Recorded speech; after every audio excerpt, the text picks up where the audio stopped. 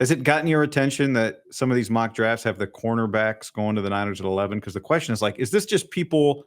The first thing was like, is this just because people don't realize Renardo Green's a starter, or is it because people know something? So, what's your take on what's been happening with some of these mock drafts?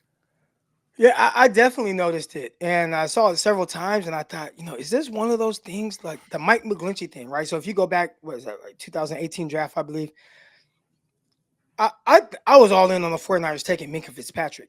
But Mm. I do remember, right, like maybe the day of or the day before, guys were doing their final mocks, and I was seeing Mike McGlinchey being mocked to the 49ers. And I'm like, why would the 49ers take Mike McGlinchey? Like, that doesn't make no sense. They have Trent Brown, yeah, Joe Staley. Like, that makes no sense. And then coming to find out, they end up drafting McGlinchey. And then the very next day, by the time we woke up the next day, Trent Brown was traded. So I don't know if something like that is going on. I don't even see an avenue for anything like that to go on. But I will say this. As a high school football coach, I have this player, right? Shout out to Dylan. All right, my guy Dylan. He's a nickel. Well, he's essentially my star player. And I was going through like kind of my 2D depth chart, and I'm like, dang, like Dylan's about to be a senior. And when he leaves next year, I don't have anybody like that. Well, that kind of ability that I could trust to play at the level in which he plays that position at. And I think people kind of for a lot of time for a long time have kind of looked at the nickel or slot or star player, whatever you want to call it, as kind of lesser or less important than an outside corner, when really it's probably the most difficult position to play on defense, and you have a lot more responsibility. It's almost like kind of like a tight end, right? Where a tight end, you got to be able to run routes, you got to be able to catch the ball, you got to be able to block, you got to be able to pass block, run block. You're doing so many different things, but even if they don't make a lot of money, that's kind of the nickel position for defense. But when you have a really good nickel guy, you want to value that. You want to use him as much as possible. I wonder if, and I don't know if this is what people are taking into account, but if the 49ers really value Diamante Lenoir as a nickel and Mm. everything that he brings as a nickel position, and with the 49ers being in kind of a nickel package 70 to 75% of the time, it's like, well, this is a legit starting position. We need to get a real starting outside guy. So when you start to kind of look at this draft, and how it may fall, and you start getting around pick, 10, 11. Well, what blue chippers are truly available? And if you see a guy like Will Johnson, who people kind of value as a really high cornerback prospect, maybe they're saying, what is the best player available? 49ers can start him immediately outside with Diamante Lenoir in the slot or Barron. Maybe that's their thoughts. That's the only thing that's kind of making sense for me. But outside of that, I didn't really think a whole lot of it. And then Fran Duffy, who does a lot of great draft stuff, he messaged me and said, hey, what are you hearing about pick 11? And I'm like, well, it seems like everybody's kind of the consensus is defensive line, defensive tackle. And when you look at the 49ers depth chart, you could definitely see why that would be the case. Yeah. And he said, man, I'm hearing cornerback. I'm like, really? Like, and I'm like, I'm seeing cornerback, but I wonder where that's coming from. Well, it'd be a real change for this regime, right? They have not. It'd be the highest that the Niners have drafted a DB at any position since what's his name? 18. It was Balky did it. Now I'm blanking all of a sudden on the safety who dropped the ball in the Rams game.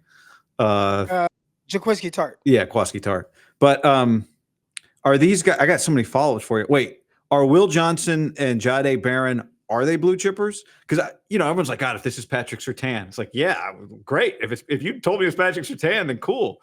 But is one of these guys Patrick Surtain? No, which is why it doesn't make sense either. Right now, if let's say Will Johnson tested and oh man, I mean it's through the roof, right? He runs in the 4.3s, he's 6'2", or 6'1.5", whatever he is. He's this long rangy corner, and and he's running very well, 4.4, low 4.4s, 4.45, whatever, right? You have those numbers on him. It's like, well, he's a very smooth, clean prospect outside of the injuries, but clean like on the field. He has good feet. He plays off coverage very well. I think he played a lot more off coverage than I ideally would have liked for somebody that I'm going to value that high. Like I want to see more man coverage reps. I want to see you at the line of scrimmage. I can teach you to play zone coverage, right? But it's harder to teach somebody true man and really being able to identify a guy that has that kind of ability.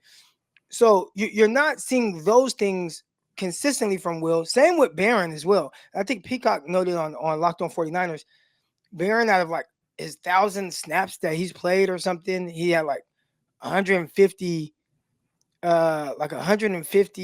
man coverage snaps, like just not a lot of man snaps. So both of these guys I view as kind of Johnson a little bit unknown as to how his game translates to the NFL level because you don't know how he's going to run. And you have to take that into consideration if you're taking him at 11. And Barron, who is cleaner on the field, no injuries, you don't have those things, shows some versatility. But when I was watching the film, I said, oh, this guy looks more like a safety. Yeah. Like just the way he was playing. And then you watch, years pass and you're seeing him in the slot and doing some things. I'm like, yeah, I would like him in that the kid from Iowa. Cooper DeJean. Like, if you told me, oh, I'm drafting him to be Cooper DeJean and play that kind of role, which is what I wanted from, I actually thought the Niners would draft Cooper DeJean and play him as kind of like that star player, doesn't have to come off the field. Philadelphia did it, and he's done an excellent job there. But I think Barron, to me, looks like more of that. And that's not to say he can't play outside, but that's just kind of what it looked like to me. I wouldn't take either one of those at 11, or I'd have a hard time doing it unless I just came across some film that made me fall in love with either one of those guys. Yeah. And you mentioned, I should have mentioned it when I introduced you, but Locked On 49ers, and you mentioned Brian Peacock, who's your co-host there, so people can check out Crocky on that podcast. You said something interesting about the Nickelback and the tight ends. Jake Butt, who's a great tight end, was on the show the other day, and he said, it's such a hard position. It takes a couple years to learn how to play tight end at every level because of all the stuff that you described. And I was out at Ohio State for their spring game last Saturday, and they've got they got five. First of all, every freshman's a 5-star. I mean, it's incredible. And they got this guy, Devin Sanchez, who's a 5-star, 6'2". They're like, oh, he might, he's going to play defensive back this year. And I was asking some of the guys, could he play nickel right away? Not the coaches, just Jake Butt and Yogi Roth, who I was doing the game with. They were just like, it's hard. It's just hard as a true freshman to come in and play nickel. It just be really difficult to do. But you can just see, especially these teams that, like Ohio State plays 4-2. They're playing 2 linebackers, 4 down linemen, and then it's, your nickels on the field all the time. So you're just trying to find value. But the other thing you said that I wanted to mention was I've never heard anyone describe it this way. Maybe you have, but Ryan Day was explaining how they cross-train all their offensive linemen. He's like, so every one of our offensive linemen at Ohio State has a primary position and a secondary position. And he's like, it's obvious when he says it, but he's like, the reason is we got in the playoffs last year. And let's say, your 5 best offensive linemen, 1 through 5 are the guys that start, let's just say. And then your 6th best offensive lineman is your second guard. And then your 7th best offensive lineman is your center. And then your number 8 offensive lineman's a tackle. He's like, so my tackle gets hurt. And now I'm going to put my 8th best offensive lineman in the game instead of my 6th best offensive lineman in the game. Why would I do that? So I just thought it was interesting to hear him say for him to put it that way. It's kind of what you're talking about. And Matt Patricia, their defensive coordinator, what did Bill do forever, right? It's like, we're going to put our best 11 defensive players on the field and just find whatever it is those 11 guys do, that's how we're going to play. And that's kind of what you're talking about with nickel. And it makes sense, right? You have a little more. Is it fair to say if Lenoir is playing your nickel, you have a little more? Does that give Robert Saleh more defensive flexibility? Can he do more? What would be the benefit to Saleh, right? Why would he do it as a defensive coordinator? Yeah, that was almost like Jimmy Ward when he was at safety. Jimmy Ward, he was kind of a cheat code. Now, you would have liked to see him take the ball away more, right, and impact the game in that way. But as a defensive coordinator, knowing, hey, this guy can be a 2-high safety, single high safety, man, I'm comfortable with putting him in man coverage on any slot, on key downs and key situations. It's, he can blitz. He's fitting in the run game. And Jimmy Ward, he was a thin built guy for the Niners, but really physical, in the sense of just his mindset and how he tackled. It is a cheat code having guys like that. So Deommodore Lenoir, if they view him that way, I want him in the slot. There's just a lot more going on. I mean, coverage wise, he's able to run vertically with these receivers. he's scrappy underneath. I mean, I was watching him get into it with DK Metcalf, right? Like this is a 6'4", 230-pound receiver who runs a 4.3. And he's playing and he's working chest to chest. You work chest to chest on a fade with a guy like that, you're comfortable with your speed, and he's playing through the hands and he's aggressive. I'm like, I mean, he's just different. So I could see how they're like, man, I watched the film on this guy, like Robert Saleh coming over. Man, I watched the film on this Diamador Lenoir guy. Man, we need another outside guy because I want him in the slot. Like if that's what he said, I wouldn't be at all surprised. Now, do the 49ers have that guy that can come in and truly play on the outside so you could just leave him in the slot? Maybe that's where they're like, we don't have that guy yet. Now, where a lot of 49er fans go to is kind of what you alluded to earlier, where they haven't drafted a guy high like that. The Ronaldo Green is the highest drafted cornerback or defensive back in general, and he was at the tail end of the second round. And prior to that, it was Jaquiski Tartt. That was a lot of years ago.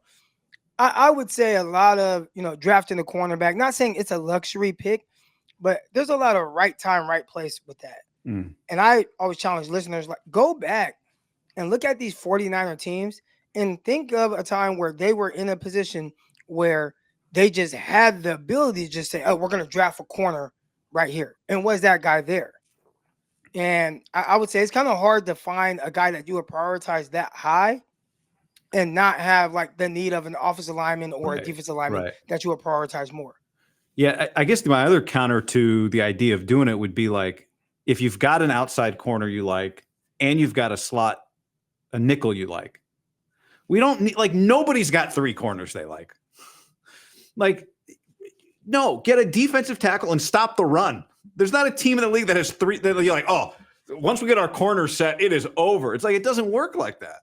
No. So like Isaac Yiadom 2.0, whoever, like, you just got to get to the quarterback.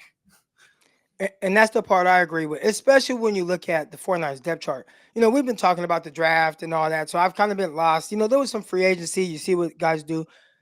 But on one of our shows recently, I took a peek at the 49ers depth chart, and it's like, I think there's 6 legit starters. Everybody else is kind of like, well, we'll see. And that kind of scared me. And I'm like, especially on the defensive line, because, and I'm kind of putting this phrase on them, but it's like Nick Bosa and the rotations. Like, it's just all these rotationary guys, Gross Matos. Like, is he an every down? Is he a 3-down guy? Maybe if he's forced to be, he can play it. But is he, when you think of, 49ers, they're super loaded on that defense, is Gross Matos one of your starters? You look at that D line, you look at it was Kevin Givens. Like, Kevin Givens, if the 49ers had to play a game tomorrow, Kevin Givens is starting. And I like Kevin Givens. And I think if a guy goes down and he needs to fill in here and there, he's awesome. He's a good, legit pro. But like, this is my starting tackle that I'm supposed to make a playoff run with. That's tough. And the tackle next to him, they had a linebacker. I still don't know who the hell he is. And they have him pegged as a starter right now. Now, a lot of things can change, but it's like Fred Warner, awesome. D Winters, I don't know. And then whoever the hell that other guy was. And I can't even tell you his name right now. But like, that's a little worrisome, like, when I think about it. So how would I do it, man? You gotta really load up on those trenches. Be really good on one side of the ball. And the 49ers need to legitimately stack defensive linemen. I wouldn't at all be thinking about cornerback. And I'm all for drafting the corner, but not with where the 49ers defensive roster is right now. Let's see. What do we got? Let's get some. I know you got to go here in a second, but let me find some corners. How do I get this up here? Here we go. This is the corner board. Anybody you love? They had Quincy Riley from Louisville on a visit. Is there anybody you love anywhere? Is there like one corner crush you got, like not in the first round? So a few of these guys we'll be talking about on tomorrow's episode. But I did watch Quincy Riley, and he is someone that I think I identified as a little bit more of a nickel. Now, one thing he has working for him, if you look at year right there, was that 6-year senior? Yeah. Oh, the 49ers love them in the old prospect. It's 24. They love them in the old prospect. So you get a guy like that. He's experienced. He has experience playing in that nickel position. He played outside as well. You see a lot of that on his film. I think kind of the shorter arms. He's not the tallest of guys. Not sure how much they care about that, but he is someone who I said, man, if you draft him in the fourth round or so, right, like early day 3, I wouldn't be opposed to that. As far as outside guys, there's guys I still have to watch. The Darion Porter, I think a lot of people like him because, man, he has the length, he has the speed. But I wasn't. I mean, he's a backup. He's a backup, like at Iowa State, and he's someone that shared time and it was in the rotation. But if we're looking for somebody that's going to come in and potentially be a quote unquote starter on the outside in nickel situation for the Niners, I don't know if you're looking to him. I don't think it's the strongest cornerback class. Yeah. They go back to Florida State. And the other thing I'll be interested to see in this draft, do they go back to Dominic Pooney's school? Do they go back to Kansas at some point? But all right, so you got a cornerback breakdown coming out tomorrow. Is that the deal? Yeah, we're going to talk about a few of those guys. We've talked about some of like Kobe Bryant. We talked about him, and he was a guy that almost played like Travis Hunter. All right. And what I mean by that, like Travis Hunter, if you watch Travis Hunter's film and then you watch Will Johnson's film, like Will Johnson, very technical. Will Johnson leans a little bit more on like pure technique, pedal, turn and run. Like he does all those things very well. Where Travis Hunter, he looks like he relies a little bit more on just athleticism, really on both sides of the ball. It's like, look, I'm just the best athlete on the field. And as a receiver, my routes running doesn't look perfect, but I'm such an athlete and playmaker. I'm going to just catch the ball regardless, no matter how I run this route. Defensively, he's really smart, really instinctual, but he does rely on athleticism. And I think if he would have ran this 40, he would have ran well. I don't see anything on film that says otherwise. Kobe Bryant, he plays like that, but it's like, but I'm not him, and he's not as instinctual. And then he did not test very well. So those are the things that a guy that relies on athleticism but isn't the greatest athlete, like that worries me a little at the cornerback position. So for that reason, I'm out. Shark Tank? Little Shark Tank. And for that reason, I love that. Somebody made the comment, Crocky's on here wearing a Lakers t-shirt, a Giants hat, talking Niners. So hey man, hey, y'all know, I'm Lake Show, and I mean he's gone now. Anthony Davis. But Giants, I mean, we can wear our Giants hat so proudly right now. I know they gave up some late runs yesterday and lost, but yeah, man, I've been excited about how they've been playing. I don't know if this is all Buster Posey and getting Farhan out of there, but I'm excited about what they got going on. Willie Adamas was like, I wasn't coming to the Giants until Buster talked me into it. Wow. Bryce Harper, man, is just that guy is special. If I could watch one player every day, I think most people would take Ohtani. Understandably, I might take Bryce. He's just rises to the occasion. He did yesterday. Yeah. Ohtani. Yeah, but Harper's been good. I mean, yeah, he's awesome. I've enjoyed following his career. All right, man. Thanks for jumping on. Thanks for the DM. Appreciate you. Oh yeah, no problem, man. Anytime. It's great to hear from you. And real quick, if I were to draft any player right now, right? It's a little weird. Okay. But at pick 11, I think I have a draft crush too, who's a receiver. But for the 49ers, pick 11, yeah, I don't know how you don't go, was it Williams out of Georgia? I mean, that seems to be a very popular – it seems to be a popular pick. I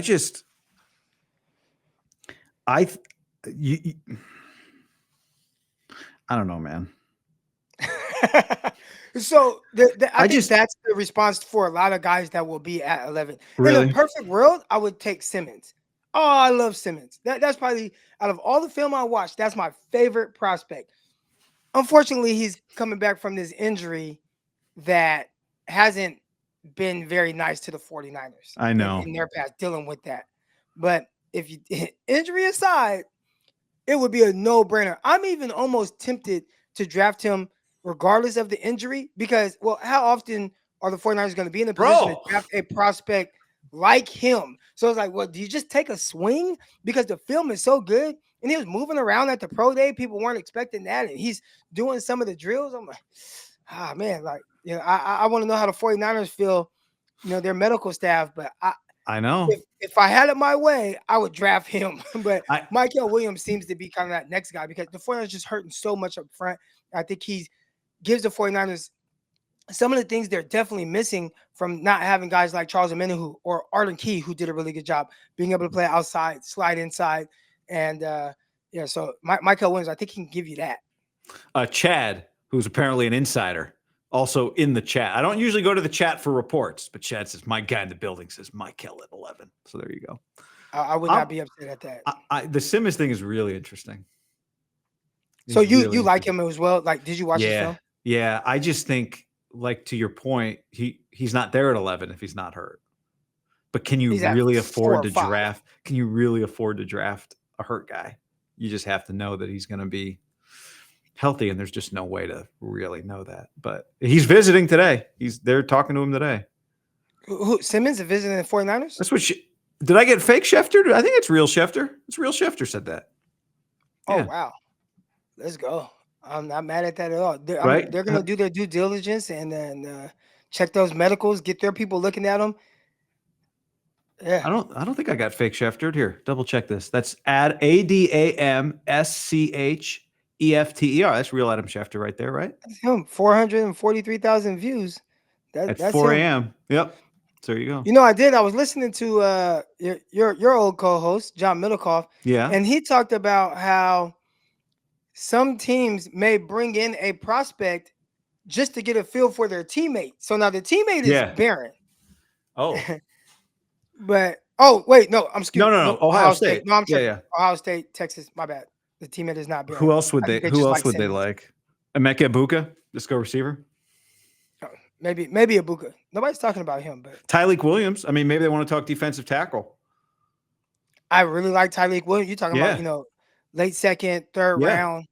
If you're able to get him, I mean, again, what's the other option? Kevin Givens, like full time Kevin Givens, alternate Kevin Givens. Love it. Full time.